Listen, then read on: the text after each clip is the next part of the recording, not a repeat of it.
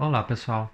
Ontem vocês devem ter ficado sabendo desse caso, assim como todo mundo ficou sabendo quando nem deveria, através da notícia que a Sarah Winter publicou, que uma menina de 10 anos estava sendo atendida no hospital em Recife, no Cisan, para poder passar por um procedimento de aborto, quando fundamentalistas religiosos foram se manifestar na frente desse hospital para poder impedir de acontecer esse procedimento.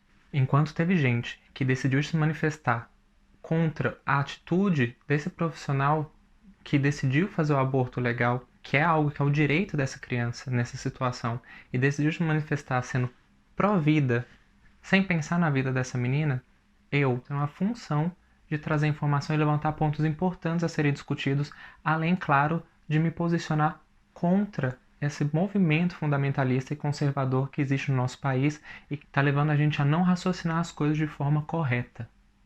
Um caso desse choca, e não choca por ser novidade ou ser o único. Choca por ser um caso frequente. E choca porque a reação das pessoas está indo contra a pessoa errada. Existem pessoas e forças políticas tentando se beneficiar em cima de um ato de violência sexual, um ato de violência de gênero, uma violência contra um menor.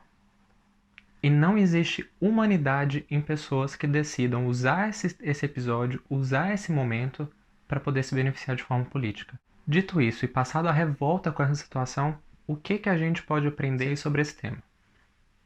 O primeiro é de que o Brasil permite o aborto legal em casos de estupro, quando existe um risco para a gestante, e nesse caso eu não vou falar de mãe aqui, porque ela é uma criança, e uma criança não deveria estar sendo mãe, ou em caso de anencefalia fetal. O protocolo de abortamento legal no país permite o aborto até 22 semanas. O protocolo no Brasil funciona diferente de outros países. O exemplo aqui do Reino Unido é que o aborto é permitido até 24 semanas, independente da situação. Aqui se entende que a gravidez e a maternidade e a paternidade são escolhas de um planejamento familiar, e esse entendimento deveria ser o mesmo respeitado no Brasil e em todos os outros países que tratam o aborto como um assunto religioso ou como um assunto dentro de moral. A gravidez indesejada não deveria ser uma atitude compulsória, a maternidade não deveria ser uma atitude compulsória e as mulheres e pessoas com útero deveriam ter direito ao seu próprio corpo. E também direito a saber como vai funcionar sua própria vida, seu próprio destino e quando ou ainda se desejam formar família. Mas não é só de aborto que a gente fala nesse caso. Ele levanta tópicos que são muito importantes. O primeiro é sobre violência de gênero e violência sexual. O segundo é sobre como funciona a nossa educação sexual. O terceiro é nosso entendimento de consentimento. E o quarto, para a gente falar sobre papéis de gênero. Nossa educação sexual, na forma que ela está hoje, está muito equivocada.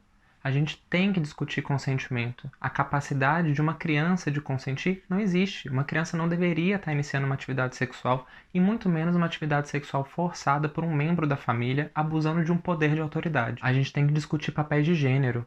Um homem se entender no poder de abusar de uma criança é porque a gente vive numa sociedade patriarcal e machista que introjeta a ideia de que o homem tem que ser hipersexualizado e as mulheres subservientes aos seus desejos sexuais.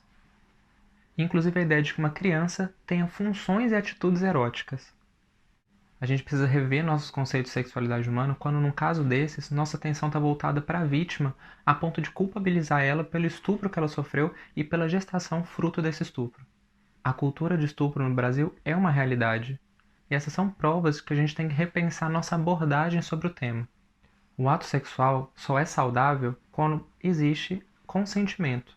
E o estupro, ele não está à parte da sociedade. Ele não é uma entidade que a gente só consegue conversar quando pensa no outro. O estupro existe inclusive dentro de relações conjugais, dentro de casamentos. Quando não existe consentimento, quando não é não, e quando a sua vítima é vulnerável, isso é um estupro. Então eu venho aqui e sim, revoltado, triste de que em 2020 a gente tenha que manter essa discussão, a gente tenha que repetir coisas que parecem óbvias para poder lembrar que um homem não tem direito de abusar de uma criança de 10 anos de idade. Um homem não tem direito de se colocar superior às decisões do corpo de uma mulher ou de pessoas com útero. Que a sociedade não tem direito de determinar o que uma criança deve ou não fazer Esse aborto, nesse caso, é legal e o aborto deveria ser legal, e a gente tem que discutir sobre isso, e passou da hora da gente rever nossos conceitos de educação sexual. Não dá para entender sexualidade como algo unicamente biológico, exatamente por situações como essa. Situações sociais e efeitos psicológicos vão interferir na sexualidade.